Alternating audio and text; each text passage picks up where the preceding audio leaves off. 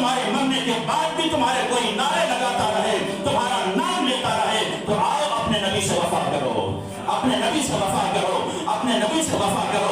वरना इन दुनियादार लीडरों ने सिवाय जिंदाबाद मुर्दाबाद कहने के तुम्हें और कुछ नहीं देना। इसी तरह ये नारे लगाते रहोगे, ये आंखें बंद हो जाएंगी, उठने के बाद फिर पता चलेगा अगर मैं रसूलुल्लाह के नाम का एक नारा लगाता तो ये दुनिया भी संवर जाती, आखिरत भी संवर जाती। लेकिन क्या है, रसूलुल्लाह के नारे लगाने वाले को लोग कहते हैं ये तो मौलवी है, ये तो शिद्दत पसंद है, ये तो दहशतगर्द है। आज हम रसूलुल्लाह सल्लल्लाहु अलैहि वसल्लम के नाम के लब्बैक या रसूलुल्लाह के नारे लगाएं, लोग कहते हैं ये दहशतगर्द है, ये कलअदम है, ये दहशतगर्द है। हाँ हाँ, मरने के बाद पता चलेगा, हशर को होगा मालूम कि जीता कौन और हारा कौन।